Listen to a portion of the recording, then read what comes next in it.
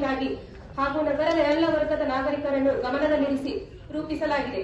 ಬೆಳಗಾವಿಯನ್ನು ಸುಂದರ ನಗರವನ್ನಾಗಿಡಲು ಹಾಗೂ ಉತ್ತಮ ಪರಿಸರವನ್ನು ಹೊಂದಲು ಜನಪರ ಅಭಿವೃದ್ಧಿಯನ್ನು ಕಾರ್ಯಕ್ರಮವನ್ನು ಹಮ್ಮಿಕೊಂಡಿದ್ದೇವೆ. ಮುಖ್ಯವಾಗಿ ಹಿರಿಯ ನಾಗರಿಕರು, ಹಿಂದುಳಿದ ವರ್ಗಗಳು, ಪರಿಶಿಷ್ಟ ಜಾತಿ, ಪರಿಶಿಷ್ಟ ಪಂಗಡ, ಮಹಿಳೆಯರು, ಶಾಲಾ ಮಕ್ಕಳ ಹಾಗೂ ದಿವ್ಯಾಂಗರ ಅನುಕೂಲಕ್ಕಾಗಿ ಸಾಕಷ್ಟು ಯೋಜನೆಗಳನ್ನು ಹಮ್ಮಿಕೊಳ್ಳಲಾಗಿದೆ. ಸ್ಮಾರ್ಟ್ ಸಿಟಿ ಯೋಜನೆಯೊಂದಿಗೆ ನಗರದ ವೃತ್ತಗಳನ್ನು ಮತ್ತು ರಸ್ತೆಗಳನ್ನು ಮತ್ತು ಬಸ್ ತಂಗುದಾಣಗಳನ್ನು ಸುಂದರೀಕರಣಗೊಳಿಸುವುದು ಪ್ರಮುಖ ಯೋಜನೆಗಳಾಗಿವೆ.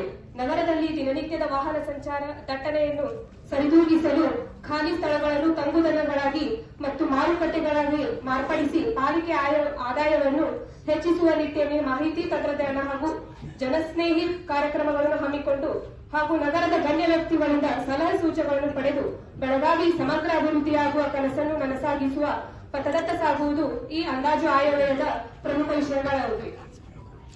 ಮಹಾನಗರ ಪಾಲಿಕೆ 2025-26ನೇ ಸಾಲಿನ ರೂಪಾಯಿ 44,199.43 ಲಕ್ಷಗಳಷ್ಟು ಅಂದಾಜು ಆದಾಯ ನಿರೀಕ್ಷಿಸಲಾಗಿದೆ. ಮಹಾನಗರ ಪಾಲಿಕೆ 2025-26 ಸಾಲಿನಲ್ಲಿ ರೂಪಾಯಿ 44,189.8 ಲಕ್ಷಗಳಷ್ಟು ಅಂದಾಜು ವೆಚ್ಚ ಭರಿಸಲು ನಿರೀಕ್ಷಿಸಲಾಗಿದೆ. ಮಹಾನಗರ ಪಾಲಿಕೆಯ 2025-26 ಸಾಲಿನಲ್ಲಿ 10.35 ಲಕ್ಷಗಳಷ್ಟು ಉಳಿತಾಯ ಆಯವ್ಯಯವನ್ನು ಮಂಡಿಸಲಾಗಿದೆ. ಅಂದಾಜು ಸ್ವೀಕೃತಿಗಳು ಪಾಲಿಕೆಯ ವ್ಯಾಪ್ತಿಯಲ್ಲಿ ಒಳಪಡುವ ಆಸ್ತಿಗಳಿಂದ ಸಂಗ್ರಹಿಸುವ ಆಸ್ತಿ ತೆರಿಗೆ ಅಂದಾಜು 7,808.38 ಲಕ್ಷಗಳಷ್ಟು ನಿಗದಿಪಡಿಸಿದೆ. ಸದರಿ ತೆರಿಗೆಯನ್ನು ವಸೂಲಾತಿ ಮಾಡಲು ವಿಶೇಷ ಅಭಿಯಾನವನ್ನು ಆಯೋಜಿಸಿ ಸರ್ಕಾರದ ಮಾರ್ಗಸೂಚಿಗಳ ಅನ್ವಯ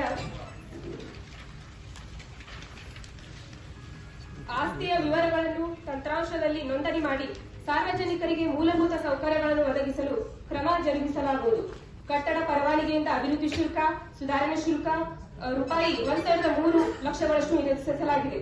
ಅವಶೇಷ ನಿರ್ಮೂಲನೆಗಳಿಂದ ರೂಪಾಯಿ 185 ಲಕ್ಷಗಳಷ್ಟು ನಿರೀಕ್ಷಿಸಲಾಗಿದೆ. ಪಾಲಿಕೆಯ ಖುಲ್ಲಾ ಜಾಗೆಗಳ ಮಾರಾಟದಿಂದ ರೂಪಾಯಿ 1,050 ಲಕ್ಷಗಳಷ್ಟು ಅಂದಾಜು ಮಾಡಲಾಗಿದೆ. ಎಸ್ಎಫ್ಸಿ ಮುಕ್ತ ನಿಧಿ ಅನುದಾನದಡಿಯಲ್ಲಿ ರೂಪಾಯಿ 710 ಲಕ್ಷಗಳಷ್ಟು ನಿರೀಕ್ಷೆ ಮಾಡಲಾಗಿದೆ. ಸದರಿ ಮೊತ್ತವನ್ನು ರಾಜ್ಯ ಸರ್ಕಾರದ ಮಾರ್ಗಸೂಚಿಗಳ ಅನ್ವಯ 29% ಹಾಗೂ ಹೊರಗುತ್ತಿಗೆ ಪೌರ ಕಾರ್ಮಿಕರ ವೇತನ ಮತ್ತು ಸಂಕಷ್ಟ ಭತ್ಯೆಗಾಗಿ ಬಳಸಲಾಗುವುದು. ಎಸ್ಎಫ್ಸಿ ವಿದ್ಯುತ್ ಶಕ್ತಿ ಅನುದಾನ ರೂಪಾಯಿ 5,200 ಲಕ್ಷಗಳಷ್ಟು ಅನುದಾನವನ್ನು ನಿರೀಕ್ಷೆ ಮಾಡಲಾಗಿದ್ದು, ಬಿಡುಗಡೆಯಾದ ಮೊತ್ತವನ್ನು ವಿದ್ಯುತ್ ಶಕ್ತಿ ಇಲಾಖೆಗೆ ನೇರವಾಗಿ ಭರಿಸಲಾಗುವುದು. 16ನೇ ಹಣಕಾಸು ಆಯೋಗ ಅನುದಾನ 2,000 ಲಕ್ಷಗಳಷ್ಟು ನಿರೀಕ್ಷೆ ಮಾಡಲಾಗಿದೆ. ಹೆಸ್ಕಾಂ ಇಲಾಖೆಯಿಂದ ಕೇಬಲ್ ಹಾಕುವ ಶುಲ್ಕ ರೂಪಾಯಿ 1,700 ಲಕ್ಷಗಳಷ್ಟು ಆದಾಯ ಮರು ನಿಗದಿಪಡಿಸಲಾಗಿದೆ. ಪಾಲಿಕೆ ವ್ಯಾಪ್ತಿಯಲ್ಲಿ ರಸ್ತೆ ಅಗೆತದಿಂದ ರೂಪಾಯಿ 275 ಲಕ್ಷಗಳಷ್ಟು ಆದಾಯ ನಿರೀಕ್ಷಿಸಲಾಗಿದೆ. ಘನತ್ಯಾಜ್ಯ ವಸ್ತು ನಿರ್ವಹಣೆಯಿಂದ ಸಂಗ್ರಹಿಸುವ ಮೊತ್ತ ರೂಪಾಯಿ 975 ಲಕ್ಷಗಳಷ್ಟು ಆದಾಯ ನಿರೀಕ್ಷಿಸಲಾಗಿದೆ. ಸ್ಥಿರಾಸ್ತಿಗಳ ನೋಂದಣಿಯಿಂದ ಅಧಿಭಾರ ಶುಲ್ಕ ರೂಪಾಯಿ 110 ಲಕ್ಷಗಳಷ್ಟು ನೋಂದಣಿ ಇಲಾಖೆಯಿಂದ ನಿರೀಕ್ಷೆ ಮಾಡಲಾಗಿದೆ. ಆಸ್ತಿಗಳ ವರ್ಗಾವಣೆ ಫೀ ದಂಡಗಳಿಂದ ಅಂದಾಜು ಸ್ವೀಕೃತಿ ಮೊತ್ತ ರೂಪಾಯಿ 80 ಲಕ್ಷಗಳಷ್ಟು ಆದಾಯ ನಿರೀಕ್ಷೆ ಮಾಡಲಾಗಿದೆ. ಹೀಗೆ ಒಟ್ಟಾರೆ 44,199.43 ಲಕ್ಷಗಳಷ್ಟು ಆದಾಯ ನಿರೀಕ್ಷೆ ಮಾಡಲಾಗಿದೆ. ಅಂದಾಜು ವೆಚ್ಚಗಳು ಪಾಲಿಕೆಯ ಪೌರ ಕಾರ್ಮಿಕರಿಗೆ ಸಂಕಷ್ಟ ಭತ್ಯೆ ರೂಪಾಯಿ 2,000 ರೂಪಾಯಿ ತಿಂಗಳಿಗಂತೆ ಒಟ್ಟು ರೂಪಾಯಿ 250 ಲಕ್ಷಗಳಷ್ಟು ಹಾಗೂ ಉಪಹಾರ ಭತ್ಯೆ ರೂಪಾಯಿ 35ರಂತೆ ಪ್ರತಿದಿನದಂತೆ ಒಟ್ಟು ರೂಪಾಯಿ 150 ಲಕ್ಷಗಳಷ್ಟು ಪಾಲಿಕೆ ಸ್ವಂತ ನಿಧಿಯಿಂದ ಭರಿಸಲು ಕ್ರಮ ಕೈಗೊಳ್ಳಲಾಗುವುದು. ಬೆಳಗಾವಿಯನ್ನು ಸ್ವಚ್ಛ ನಗರವನ್ನಾಗಿಡಲು ಹೊರಗುತ್ತಿಗೆ ಸ್ವಚ್ಛತಾ ವೆಚ್ಚಕ್ಕಾಗಿ ರೂಪಾಯಿ 2,932 ಲಕ್ಷಗಳಷ್ಟು ವೆಚ್ಚ ಭರಿಸಲು ಕಾಯ್ದಿರಿಸಲಾಗಿದೆ.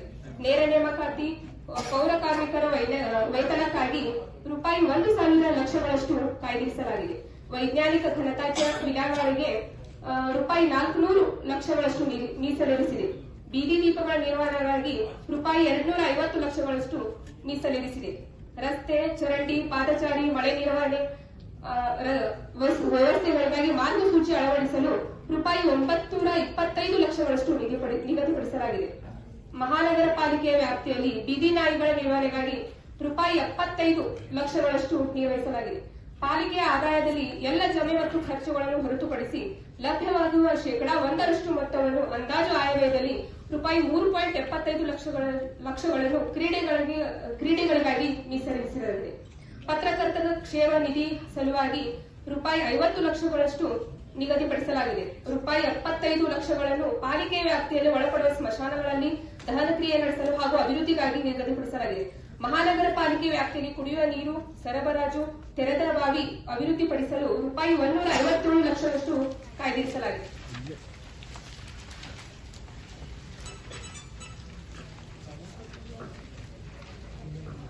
ಅಂದಾಜು ಬಂಡವಾಳ ವೆಚ್ಚಗಳು ನಗರದ 58 ವಾರ್ಡುಗಳಲ್ಲಿ ಹೊಸ ರಸ್ತೆ ನಿರ್ಮಾಣಕ್ಕಾಗಿ ರೂಪಾಯಿ 500 ಲಕ್ಷಗಳು, ಸಿಸಿ ರಸ್ತೆ ನಿರ್ಮಾಣಕ್ಕಾಗಿ 100 ಲಕ್ಷಗಳು, ಚರಂಡಿ ನಿರ್ಮಾಣಕ್ಕಾಗಿ 400 ಲಕ್ಷಗಳು, ಪಾಲಿಕೆಯ ಖುಲ್ಲಾ ಜಾಗೆಗಳನ್ನು ಸಂರಕ್ಷಿಸಲು ರೂಪಾಯಿ 100 ಲಕ್ಷಗಳು ಮತ್ತು ನಗರದ ವರ್ತುಗಳ ಸೌಂದರೀಕರಣಕ್ಕಾಗಿ ರೂಪಾಯಿ 50 ಲಕ್ಷಗಳು. ಹೀಗೆ ಒಟ್ಟಾರೆ ಮೂಲಭೂತ ಸೌಕರ್ಯಕ್ಕಾಗಿ ಹಾಗೂ ನಗರದ 58 ವಾರ್ಡುಗಳಲ್ಲಿ ವಿವಿಧ ಅವಶ್ಯಕ ಮೂಲಭೂತ ಸೌಕರ್ಯಕ್ಕಾಗಿ ರೂಪಾಯಿ 2,700 ಲಕ್ಷಗಳನ್ನು ನಿಗದಿಪಡಿಸಿದೆ. ರೂಪಾಯಿ 100 ಲಕ್ಷಗಳನ್ನು ಹೊಸದಾಗಿ ಗಣಕೀಕರಣ ಸಲುವಾಗಿ ಯಂತ್ರೋಪಕರಣಗಳನ್ನು ಖರೀದಿಸಲು ನಿಗದಿಪಡಿಸಿದೆ ಹಾಗೂ ಪಾಲಿಕೆಯಲ್ಲಿ ಈ ಆಫೀಸ್ ನಿರ್ಮಾಣಕ್ಕಾಗಿ ರೂಪಾಯಿ 25 ಲಕ್ಷಗಳಷ್ಟು ಕಾಯ್ದಿರಿಸಲಾಗಿದೆ. ಪಾಲಿಕೆ ವ್ಯಾಪ್ತಿಯಲ್ಲಿ ಬರುವ ಉದ್ಯಾನವನಗಳ ಅಭಿವೃದ್ಧಿಗೆ ರೂಪಾಯಿ 320 ಲಕ್ಷಗಳಷ್ಟು ನಿಗದಿಪಡಿಸಿದೆ. ನಾಯಿಗಳ ಆಶ್ರಯಕ್ಕೆ ರೂಪಾಯಿ 20 ಲಕ್ಷಗಳನ್ನು ಕಾಯ್ದಿರಿಸಲಾಗಿದೆ. ಹೊಸ 2 ಶವ ವಾಹನ ಖರೀದಿಗಾಗಿ 40 ಲಕ್ಷಗಳನ್ನು ನಿಗದಿಪಡಿಸಲಾಗಿದೆ. ಒಳಚರಂಡಿ ದುರಸ್ತಿ ಮತ್ತು ಹೊಸ ಒಳಚರಂಡಿ ನಿರ್ಮಾಣಕ್ಕಾಗಿ ಹಾಗೂ ಹೊಸ ಸಮುದಾಯ ಭವನ ಸಾರ್ವಜನಿಕ ಶೌಚಾಲಯಗಳ ನಿರ್ಮಾಣಕ್ಕಾಗಿ ರೂಪಾಯಿ 600 ಲಕ್ಷಗಳಷ್ಟು ನಿಗದಿಪಡಿಸಲಾಗಿದೆ.